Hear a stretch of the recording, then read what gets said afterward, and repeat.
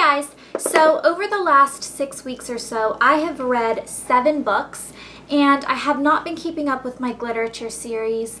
I just have gotten off track with my videos, and I'm trying to get back on track today, which is why you're probably going to see this outfit in a few different videos scattered on my 2 channels because I'm trying to film a lot today. I thought instead of dragging these out over 7 glitteratures and making the next 7 videos on this channel, which would probably last like a whole month, glitteratures, I'm just going to make one mega gliterature on all 7 books. So this will probably be a very long video, so you might want to pause it and like go make a cup of tea or hot chocolate or something and come back if you're a bookworm like me and you want to see 7 book reviews in one video. They'll probably be a little bit shorter than most of my glitteratures because if not, it would be an hour-long video and that's way too much. So the first one is Insurgent, which is the sequel to Divergent, which I also have a gliterature on this channel. I will link it below.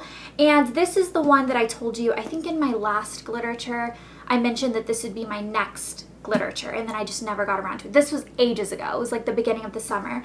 So this was an excellent book. If you like Divergent, you will love Insurgent. It is not a letdown. I hate it when books have such a good first book and then the second book is just not good at all. I feel like it just gets your hopes up and then it's not that good. This was definitely really good, and I read it so long ago, I don't remember all the details. I just remember loving it and reading it very, very quickly. And I do remember that in my Divergent gliterature, I talked about how I was really curious to see if they discussed more of Amity, the peaceful group, the one that I said in my Divergent review that I thought I would be in, and I was curious to see if I would still feel like I would be with them even after reading the second book, and I do actually. I think Amity has a really interesting way of doing things. In one scene, it talks about how they are deciding, they're kind of voting for a decision, and the way they do it is they like just all get in one big room and they sit on the floor and they talk amongst each other and they argue different case points until they all come to a unanimous decision, which is really, for a group that loves peace, that doesn't want conflict, that's a really great way to do it because you talk amongst just one person at first, and you guys as a duo decide what you want, and then you bring in like another duo and the 4 of you decide what you want, and then all the other like duos get together and all these little pods of 4 have decisions at this point, and then the 2-4 groups come together for like an 8 group and they decide which point they want until the whole group has the same decision. So I thought that was really interesting. It took a long time, and at one point the people from Dauntless are like, I don't understand what they're doing. This is ridiculous. And I think it's 4 says, well, the Amity is not about efficiency. They're about peace. So it's just like a different way of looking at things. Overall, I loved this. I think there's a 3rd book coming out at some point. Maybe.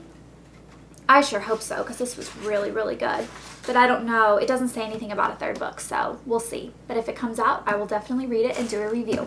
So sorry that I just dropped that on the floor. Sorry this review wasn't as thorough as most of my glitteratures are. I read it so long ago and I have so many to get through that these are kind of going to be a little bit more of like surface reviews, but I definitely recommend that one. And if you read Divergent, if you haven't read Divergent, you need to read Divergent because it was one of my like favorite books, and that one was really good too. The next book I'm reviewing is called The Selection, and this is by Kiera Cass. And this book, I loved the idea of it. It's been compared to the Hunger Games, not because they kill these girls off, but just because it's basically, the story is about a world where people are in caste system. So you have like a level that you are and you have to work according to your level. And it talks about the way that they decided on the caste systems was based on which groups of people were able to give more money to the government. And then when you're born into the system, you have to take the job that's assigned to your caste number. So these girls are like, the main girl of this story is in the cast that is like entertainer, so she's like a singer, or she like plays like musical instruments, and she gets hired to like come to parties of like higher caste systems and like entertain them. It's very strange the way the caste system works, and it was kind of confusing at first. I loved the idea of this though, because this is a competition to be the next princess, to marry the prince. And it's kind of like a reality show, like it's kind of like The Bachelor. They put all of the girls, it's very Cinderella-like, they put all of the girls that are eligible in a certain age group into a pot, and then they select girls from different like districts, kind of very similar to the Hunger Games. And the girls that are selected move into the palace for an indefinite amount of time until the prince like whittles them down and decides who he wants to marry. And you have no idea how long you're going to be there for. Like, he gets rid of some people the first day, but there's not a time limit. You could be there for 5 years when the prince is still deciding between 3 girls and dating 3 girls. It's kind of interesting, but he gets to like basically pick his bride based off of these 35 girls that are sent to the palace. So it's a very interesting story in theory. Like, when I was reading reviews about it, I fell in love with the idea of this like princess reality show, but it's like in a like really strange kind of dystopian world and all of this, but it's written it's not written as well as I wish it had been written. I felt like it was written way too young for me. When I was reading it, I was like, I would have loved this in like 7th grade. And I do read a lot of books that are for younger people. I shop in the young adult section, but this was even like too young for me to really truly enjoy it. Like, I feel like if a different author had written it in a more adult way, I would have maybe enjoyed it more. The next book is Crossed, which is the sequel to Match, which I also have a Glitterature on, and this wasn't quite as good as Matched, but I still really, really enjoyed it. In this book, Cassia goes on a mission to find Kai, and basically the whole book, she's going through like canyons and deserts and just going all over the place. I don't know what's going on with my hair, to find Kai, and I do like it. I don't think it was as good as Matched was, just because she's outside of the city now. She's kind of off on her own. So I thought a lot of the things that was really interesting about Matched was reading about the actual city and the way the city works and the way, like, I love dystopian worlds, and I think it's because it's like, it's fantasy, so it's a world that isn't there, but it's a world that could become there in the future. And I think that's what the difference is. It's not about magic or about, which I love Harry Potter and Narnia and all those books, but it's reality. It's realistic. You could actually have our world turn into that one day if we, you know, went that way. So I think that's what's interesting, is that it's something that could actually happen. And it's very futuristic, and it makes you wonder what it's going to be like in 1,000 years here. So again, a great book. If you liked the first one, if you liked Matched, I would definitely read it, but it's not as good as some other sequels that I've read. Like Insurgent, I thought was very, very good compared to Divergent. This one is interesting enough to keep you captivated, but it's not an amazing book, but I would still read it, if that makes sense.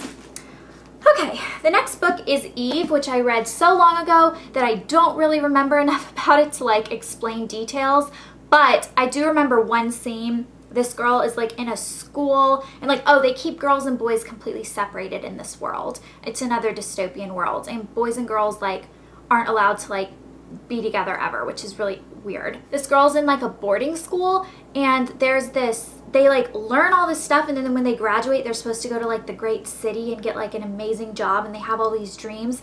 And then the main girl finds out that they're actually taking these girls that they're training to be like really intelligent and putting them in basically like breeding houses. Like, they strap them to beds and they force these girls to have babies, and it's really like torturous. And the main girl actually sees it. She swims across like the pond or the lake or whatever it is, and she looks into one of the windows and she sees someone that she knows, and the girl is like bruised, and I guess they're like forcing them to have like multiple babies to like populate the earth. But I don't understand, if they want to populate the earth, why they don't just let boys and girls like get together. Because when there's a boy and a girl and they like each other, like babies come. Like, I don't understand why they strap these girls down and force them to have babies. It's a weird book, and then she runs away, and that's like what the story's about. And she's like scared of boys and all of this stuff. It was a good book. I was extremely interested just because it was such a weird like topic to like think about, being forced to like have these like mutant large babies in your stomach. I don't know. And like girls' like spines were breaking because they were carrying too many babies. I don't know. It was really weird. But I recommend it. That's like all I remember is like the baby scene where she sees these like bruised women. I don't know. Okay. The next book is Legend, which was an excellent book. Again, I read it a really long time ago, and I've read so many dystopian books that they're kind of all blending together. But this is basically about a boy and a girl who are from different sides. Like, the girl is part of like the government side, and it's another dystopian world. So, you know, the government's not good because the government isn't good in these dystopian novels. And then the boy is kind of like he's like a wanted criminal, basically. And they meet and they help each other out and they fall in love in another dystopian book. But it's really good. I recommend this. I can't wait for the second one to come out. It's going to come out like sometime this year, and I'm really excited about it. So I definitely recommend this one. The next one is a book that I could not get through. This is the one that I was most recently reading, and it's called The Water Wars. This is another dystopian themed book where there is very, very little water in the world, and water is worth more than oil and gold. It is the most sought after thing in the world, and people are super dehydrated. The world is very dusty. There's not water anywhere. Like, you can't just go buy water. It's all rationed by the government. You can't take showers with water. You can't wash your clothes in water. It's basically what the world would be like if we ran out of water. And they explain why they can't get water from the oceans anymore, because the oceans have been so polluted that the water, it's very, very expensive to cleanse the water and to like desalinate it or take all the salt out of it. And so there's like one company that does it, but it's extremely corrupt. And the government's corrupt, just like in all of these dystopian novels, but I just couldn't get through it. It just wasn't moving fast enough for me. And I read quite a bit of it. I read more than half of it, and I wasn't into it. The last book that I have today is a book that I picked up in an airport, actually. This was purchased at one of those little like news stands at the airport because I was flying and I wanted something to read, and it's called The Midwife of Venice. This is the only non-dystopian book in this book review. This is about, it's not a true story, but it's basically about a woman in the, I think, 1500s, and she's a midwife. So she is, you know, one of those women that help women have babies back then, because back then men were not allowed in the birthing chamber. Like, it just was they didn't even know what went on in there. The main storyline here is that the main girl of this novel, Hannah, is Jewish. And Jewish women in this time period were not allowed to help Christian women have babies. But this really wealthy Christian man comes to her in the middle of the night one night and is like, my wife is dying. She's been laboring for like 2.5 days and she's about to die. Like, please come. And he basically bribes her. She doesn't want to go at first, but then he gives her like enough money, and her husband is like in some slavery camp like far away. So she knows that she'll be able to buy her husband's ransom if she does this. So she goes, and she actually she's invented this thing called birthing spoons, which is like totally illegal back then. Like, if she had been caught, she would have been like burned for witchcraft. But it's basically like two like soup ladles that she's like tied together, and she like cups the baby's head with them and like pulls them out. So with like really difficult births, with births that are not happening on their own, she's able to get babies out. So she's kind of known as this like miraculous midwife, but really it's because she has this secret tool. And it's so funny because she like describes how she doesn't even let the laboring woman see them. She drapes like a cloth over them so they can't see it, because she doesn't want to get caught, because it would be witchcraft back then. But like, don't you think you would know if like 2 huge spoons went up there and like grabbed your baby? I feel like you'd be able to feel it. But I guess she only uses it in severe circumstances, so at that point the woman's like almost dead, so maybe she doesn't realize what's going on. But she helps this woman have a baby, and then the whole story is like going back and forth between her and her husband, who's like in slavery somewhere, trapped somewhere. And I don't know, it's interesting. I mean, I read the whole book. It has some very graphic birthing scenes that if you are squeamish, you might not like to read. Let's just be glad that we were born in this century and that we have help when we're having babies. Those are my 7 books. Longest video ever and not very thorough reviews. However, those are I would recommend every single book except The Water Wars. I just couldn't get through. The best ones of the group were probably Insurgent and Legend. Hope you guys liked this extremely long review, and I'll see you guys later. Bye.